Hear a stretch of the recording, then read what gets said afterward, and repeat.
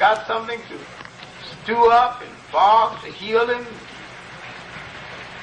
Even made his clothes, domesticated agriculture, stopped him from going on the hunt so much because he got enough, some basic food right around the house. Well, tell her that so you go and hunt out a deer. We got plenty of food right here. Stay home sometime.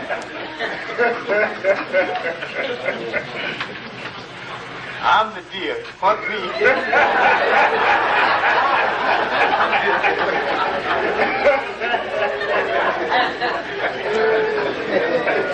So the woman got very early. She had a thief way.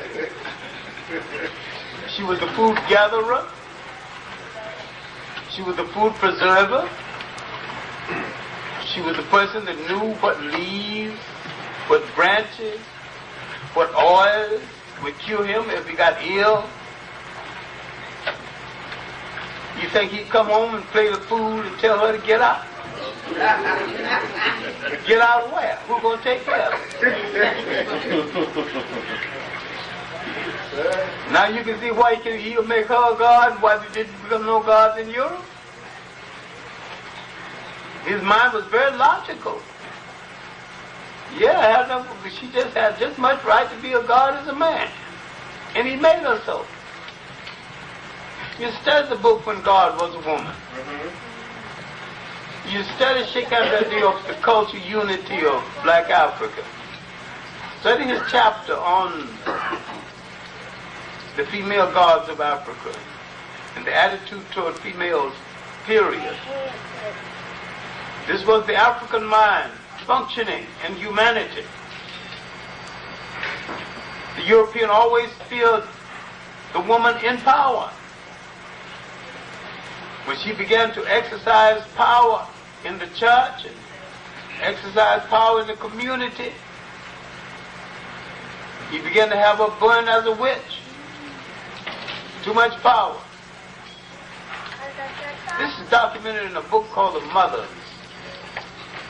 It's documented in a whole lot of other books also.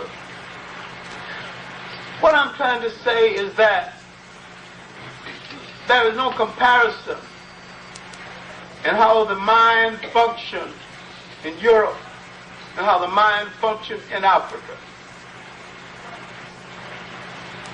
I have said before, when you live in a climate where you have to compete with your brother for your breakfast, your wife, and your land, you develop a certain kind of temperament.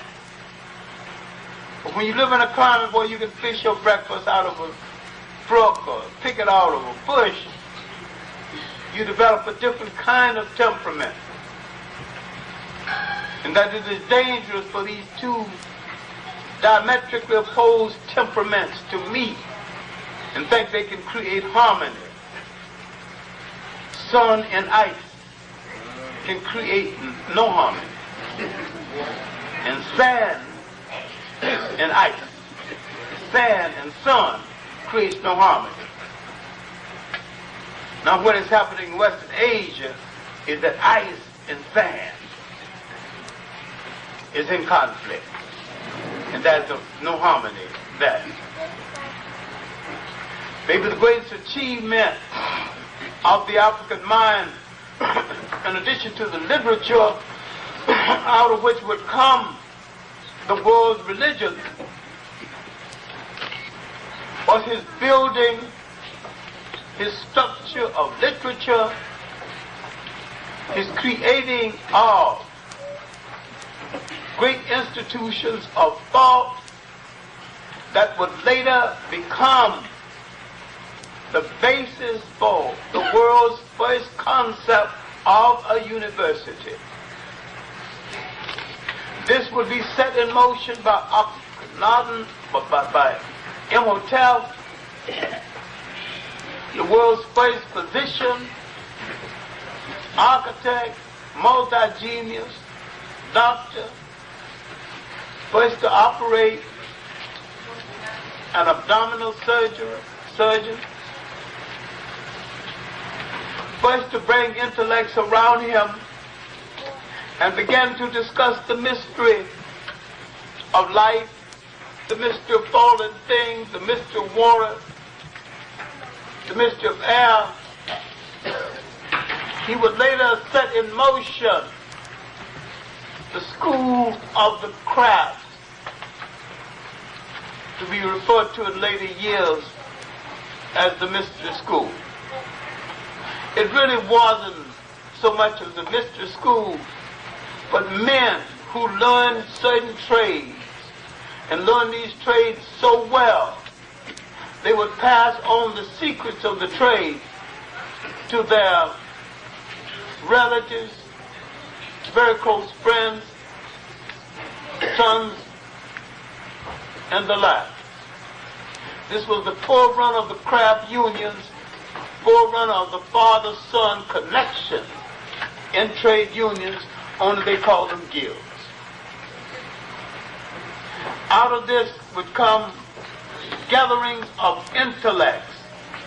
These gatherings of intellects would later find a great lodge at Luxor. The Arabs call it Luxor. The Greeks call it Thebes. The Africans call it Warat. But this great lodge, the first semblance of a university,